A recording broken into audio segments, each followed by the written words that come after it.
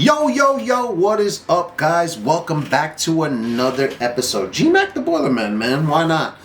You guys get to spend, 12, 15 minutes with us every now and again, and why the hell not? Well, it's a good way to spend your time, and we also bring you really good information, so that's even better. If you're in the boiler technician or plumbing space, I think you get a lot from these videos, and it's greatly appreciated that you guys come here and spend time with us. We take a lot of time out of our day to bring you as much content as we possibly can, and we appreciate that you guys take your time to come to our channel. If you haven't already, man, subscribe to the channel. Why the hell not? And while you're at it, smash that like button. Really helps the algorithm, because these days algorithm is everything and nobody can figure out what the it's doing, but it's there, and we have to figure out a way to feed the beast to get our videos seen. So it is greatly appreciated that you guys come here, though. In all honesty, I hope you're having a tremendous day today. On this episode, I kind of wanted to talk to you guys about oil tanks, and not specifically into the oil tank itself, but I wanted to talk to you about how important it is to have an operating whistle on your tank. What is a whistle? So on every tank, you're going to have a fill and a suction line, and on each one of those tanks, you're also going to have a whistle. What does the whistle do? Well, as the tank is, let's say, yay high, right, there's a gap, and then there's a little tube sticking out, and as you fill the tank, the whistle is blowing to let you know that you're not full yet, right? It's really a way for the drivers to understand when a tank is full and when a tank is empty. And I'll tell you why this is really important, because I don't know the pressures. I don't work on an oil fill tank, but I know that it comes out at a pretty high velocity. They have a lot of stops to make, and at some, like in a house, maybe you're delivering only 2 or 250 gallons, but in my business, where you have 5,000, 10,000 gallon tanks, imagine how long it would take if you had some slow drip. So obviously they have a pump mechanism that's pumping the oil into the tank at a higher velocity. And I'm going to tell you some stories that I've heard through the grapevine, and I've never really had my own personal experiences with it, but because of the stories I've heard, this is why we're super cognizant of making sure before we even tell them to get deliveries that the whistle is there. And then I'll tell you on the smaller jobs how I used to test them as well.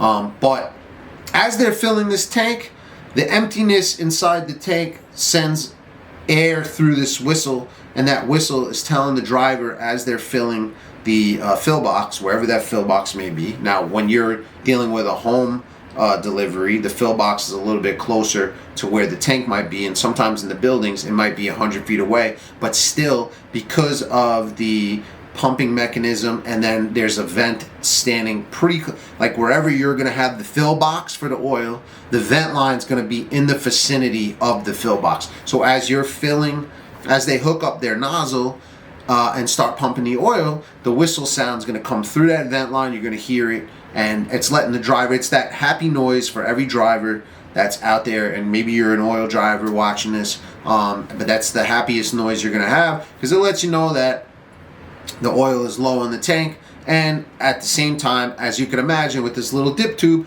as the oil fills in the tank, once it hits that dip tube, the whistle stops. Your tank is as full as it's going to be, and obviously they have a gauge on their tank letting them know how many gallons they pumped.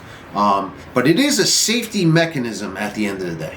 And also, I want to call it like a natural disaster. I think that's crazy, but if you think about it, right? So now let's just say, for argument's sake, that this particular tank has no whistle, or the whistle's clogged, or something's defective about it, right? It's a part just like anything else, and over time it can get gunk in it, things can get stuck in it, or it can just stop operating. And if you go to fill the tank, and the tank is either already full, if the driver goes to put the oil in and it's not making any sound, what would you think as a driver? You say to yourself, well, that tank is full, even if the tank is empty. But in some cases, they go to give a delivery and the tank is full, and then they go to pump oil in it. What do you think happens? Now, on many, and here's the crazy thing to me, because I remember a time I was a part of another company, and a delivery was asked for, and the driver went there, and a couple of 100 gallons spilled out of the fill box and all over the dirt. And I'll tell you right now, like I'm sure anywhere, but in New York City, the minute oil gets on the ground, I'm not talking about drops, I'm talking about gallons and gallons and gallons, hundreds of gallons. The Department of Environmental Protection gets involved. I mean, it is, I don't really need to get into explanation with you guys, but basically they got to bring in these contamination barrels. They got to fill them up a certain way. They got to seal them up a certain way. They got hazmat suits on. It gets freaking crazy, and the cleanup can be tens, if not hundreds of thousands of dollars. And I say that to you to be for it to be educational. Why? Because if you're dealing with oil in any capacity, you really, really, really need to be testing or making sure that the whistle on your tank is working. Now, I worked for a small residential company for a while, and before they ever gave any deliveries, a technician would go and we would test it. Now, how would we test it? I would take a vacuum and I'd go to the fill box. I'd attach my vacuum, but not in the suction mode. They had that out like on a soot vac. Probably on most vacuums, actually, because I know on some of my home vacuums is the same thing. You have an inlet and an outlet side. One's suction, one actually pushes air out. So on the soot vac, the outlet where pressurized was on the top. So I would hook up my hose there and I'd shove it right into the fill box. And as soon as it went into the tank, especially when I knew the tank was kind of empty, the whistle would sound and I say, okay, the whistle's working. So we would just do these little tests. And why do they do those tests? Because of this particular reason. You don't want to be on the end of the company delivering the oil that you're going to have some kind of oil spill. It is like, when it comes to oil, and especially filling oil, it's like the number one thing that I think any company should be looking at. I mean, there are other factors, obviously, busted pipes and things like that. I know one of the other things we've done when we've done oil elimination, because some of the companies don't really, maybe they don't get maybe the note doesn't go out or human error happens, and now you've eliminated the tank, you've disconnected the fill lines, so they're not even going into a tank anymore. And then I've heard stories of that where the driver goes and they've put the nozzle on the fill box and now the basement's full of oil. So that's kind of a different story, but I digress into saying this, because when I heard that story where the oil got all over the ground, I thought to myself, as someone who worked as a tech for this other company, where the the people like checking the whistle? If I'm the driver and I go to put oil in this tank and immediately I don't hear a whistle, I'm shutting that nozzle off. Like, there is no, because you can't take my word for it. You go in as a driver, you're shooting that shit and you're blind. I'm sorry. Like, you go and you know where the fill box is, right?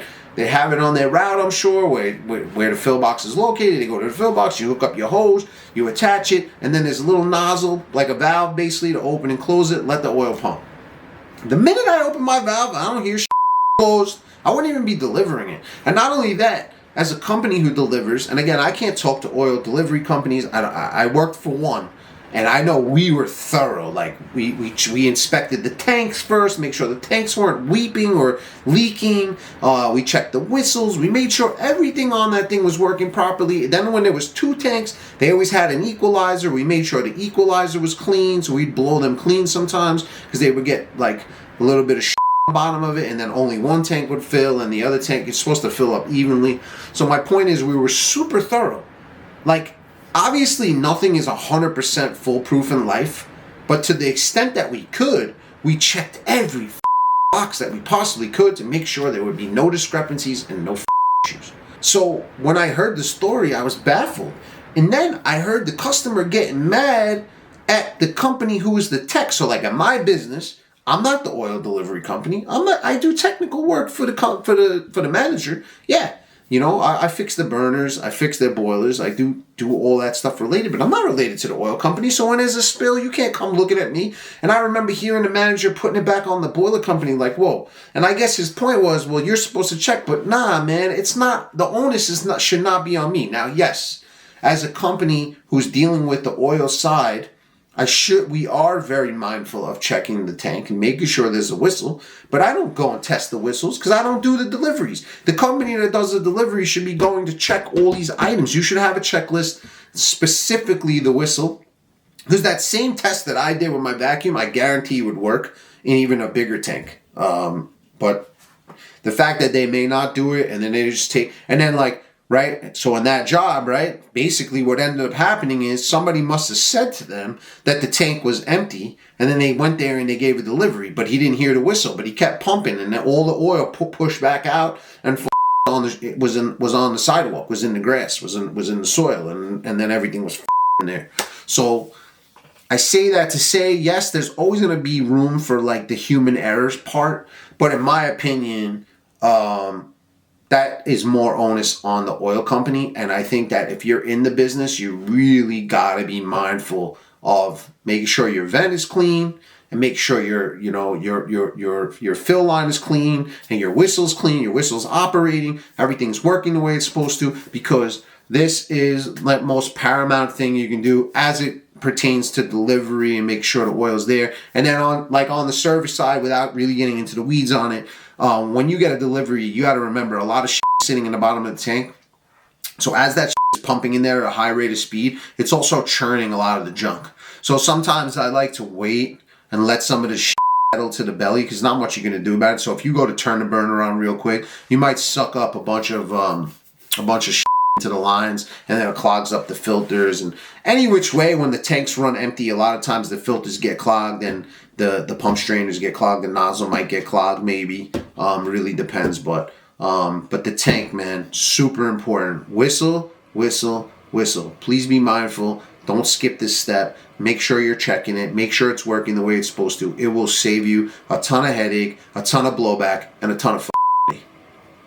So I hope you guys got something from this, man. Again, another topic that may be relative to you, maybe it isn't, but something I find to be interesting and something we definitely need to keep discussing, because it is super important. And even though I haven't heard it happen many times, I have heard it happen on a couple of occasions, and a couple is more than enough. So I hope you got something from it. I appreciate you guys. If you haven't already, man, subscribe to the channel. Why the f not? And while you're at it, smash the like button. Truly helps us. We're trying to grow. You see the subscriber numbers are going up, the viewership's going up, comments are starting to come through, and it's greatly appreciated. If you have a question, comment, concern, please drop it down below. If you have a topic in mind that you'd like to hear us discuss, by all means, drop it down below. We love hearing some of your recommendations, and we will do everything we can in our power to make sure we bring you that information to the best of our ability, right? So I hope you have a great day. I hope you keep killing it in your business. I hope you crush it. Peace.